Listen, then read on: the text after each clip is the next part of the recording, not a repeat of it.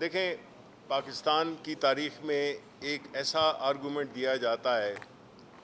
کہ عام طور پر کہ پاکستان میں ہمیشہ ریگنگ ہوئی ہے، پاکستان میں ہمیشہ الیکشن اسی طرح کے ہوئے ہیں، ہمیشہ کوئی نہ کوئی اعتراض اٹھاتا ہے۔ لیکن جو اس دفعہ کے الیکشنز ہوئے ہیں، اگر ان کو ہم الیکشنز کہہ سکیں، وہ بنیادی طور پہ ایک بڑا لمبا پروگرام تھا جو کہ شروع ہوا جب کہ پاکستان تحریک انصاف نے نیشنل اسمبلی سے استعفے دے کر اور باہر چلے گئے۔ تو جو پہلے قوانین جن کو ریپیل کیا گیا ان میں ایک تھا الیکٹرانک ووٹنگ مشین اور دوسرا تھا اوورسیز کو ووٹنگ کا حق دینا۔ یہ بنیادی طور پہ اس نیت کا ایک انٹروڈکشن تھا جس میں کہ کوئی نہیں چاہتا تھا، خاص طور پہ جو اپوزیشن پارٹیز ہیں جس میں سر فہرست پاکستان مسلم لیگ نون پارٹی اور دیگر جماعتیں ایم کیو ایم اور دیگر جماعتیں جن کو کہ سوٹ ہی نہیں کرتا فری اینڈ فیئر الیکشن۔ لیکن اسی لیے ادارے ہوتے ہیں اور جس کا کام کہ ایک فری اور فیئر ٹائملی الیکشن کرانا،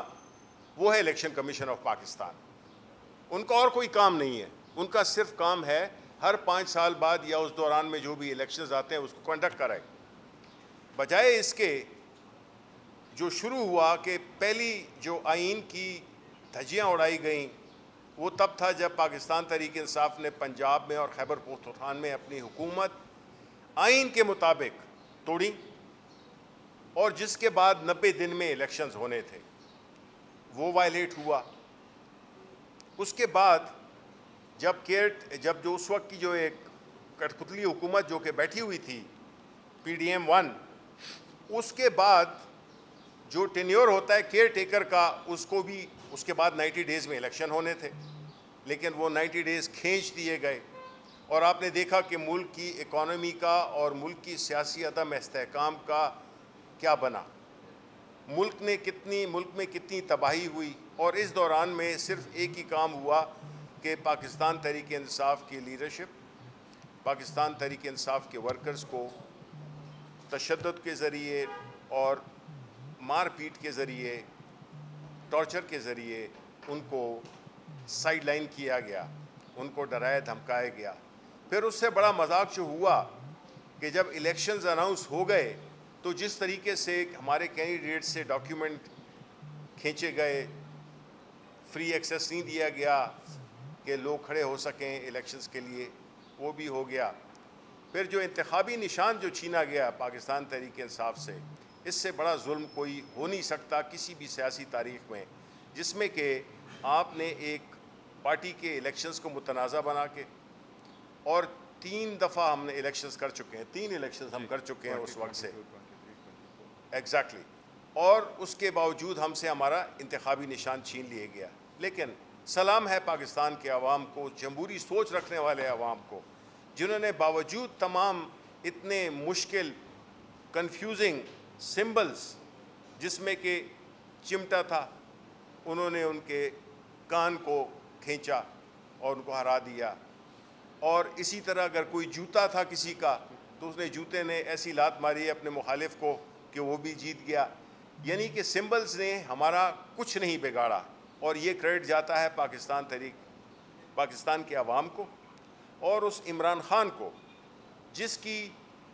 سپورٹ میں پاکستان کے عوام نکلے اور پاکستان تحریک کے انصاف کو عمران خان کے نام پہ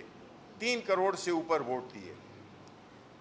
اس کے بعد جو بھی ہوا، انتخابی نتائج کو دیکھ لیں آپ کہ 14 دن میں ہونے چاہیے اور کس طرح سے تبدیل کیے گئے، اور 1 مہینہ اور میرا خیال ہے ابھی تک چل رہا ہے سلسلہ۔ دیکھیں، اگر پاکستان کے عوام جب یہ سمجھیں گے کہ ان کی ووٹ کی کوئی عزت نہیں ہے، ان کے ووٹ کی کوئی حیثیت نہیں ہے، ان کے ووٹ کو کوئی گنا نہیں جا سکتا، یا جو ووٹ مجھے ملا ہے وہ اگر ان کو دے دیا جائے، تو پھر عوام تو انہوں نے تو ایک اپنا حق ادا کر دیا۔ لیکن اس سوچ سے وہ بڑی خطرناک ہے کہ پاکستان کے خاص طور پہ جو ینگ لوگ ہیں، جو کہ میجورٹی ہے اس ملک کی، وہ جب یہ دیکھیں گے کہ ان کو ڈس انفرینچائز کیے گئے، تو یہ کسی کو ووٹ ہی نہ دینے دیں۔ لیکن اس سے بھی زیادہ ظلم یہ ہے کہ اس کے ووٹ کو آپ کسی اور کو دے دیں. اور وہ سارا جو ایک الیکشن کا جو مقصد ہوتا ہے, مقصد کیا ہوتا ہے کہ پاکستان یا کسی بھی ملک میں ایک سیاسی اور جمہوری حکومت قائم کرنے کے لیے عوام کی منشا, ان کی پریفرنس کو مد نظر رکھتے ہوئے لوگ جس کو بھی دیتے ہیں, جس پارٹی کو, وہ حکومت بنائے, تو اس کی ایک اخلاقی حیثیت ہوگی, اس کی ایک مورل سٹینڈنگ ہوگی الیکشن اس گورنمنٹ کی. لیکن اس طرح نہیں جس طرح کہ ابھی پریزنٹ حکومت ہے, جو کہ منتج ہوئی ہے فارم 47 کی وجہ سے. ان کا مینڈیٹ کھوکھلا ہے, ان میں وہ اخلاقی وہ جرت یا اخلاقی وہ نہیں ہے, کاز نہیں ہے کہ یہ حکومت کریں. اور اسی وجہ سے, اور ساری دنیا, آج کل تو کوئی چیز چھپی ہوئی ہے نہیں, ہر چیز سامنے ہے, ساری دنیا, یہاں کے جو لوکل, جو فیفن ہے, جو پلڈیٹ ہے, جتنے بھی اور ادارے تھے, انہوں نے یہ لکھا ہے کہ یہ الیکشنز نہیں تھے, یہ کچھ اور تھا. تو اس لیے ہم نے یہ کوشش کی کہ پورے اس میں ٹائم اس لیے ذرا زیادہ لگا کیونکہ ہمیں فیکٹس فگرز اکٹھے کرنے میں بڑی مشکلات ہوئیں, لیکن فائنلی ہم نے وہ کر لیں. اور ابھی بھی اس میں گنجائش ہے کہ ہم اس کو مزید اس میں ایڈ کر سکیں, کیونکہ کچھ ہمارے ٹریبونل سے اور ادھر سے انفارمیشن آ رہی ہے, لیکن یہ میکسیمم جو ہماری وہ ہے اس پہ آئے ہیں. اور اس سے مقصد یہ تھا کہ ہمارا یہ کام ہے کہ ہم پاکستان کے عوام کو, آپ لوگوں کو, آپ کے ذریعے لوگوں سے یہ شیئر کر سکیں کہ جی یہ ایکچوئل فیکٹس اینڈ فگرز تھے, یہ ہوا. کیونکہ عام طور پہ یہ کہا جاتا ہے کہ جی زبانی باتیں تو ہوئی ہیں لیکن کوئی سالڈ فیکٹس فگرز نہیں آئے. تو میں سمجھتا ہوں کہ اگر پاکستان کی اکانومی نے اسٹیبلائز ہونا ہے, پاکستان کے جو ایک اضطراب اور ایک بے یقینی کی فیلنگ ہے, فورن انویسٹمنٹ ہونی ہے, اکانومی نے بہتر ہونا ہے, تو ان لوگوں کو یہ جو ہم کوئی ری الیکشن کی بات نہیں کر رہے, ہم کہہ رہے ہیں کہ جی فارم 45 پہ بیس جو ریزلٹس ہیں ان کا ہمیں رزلٹ دیا جائے, اور جو حقیقی نمائندے ہیں وہ پارلیمنٹ میں بیٹھ سکیں, اور نہ وہ جو کہ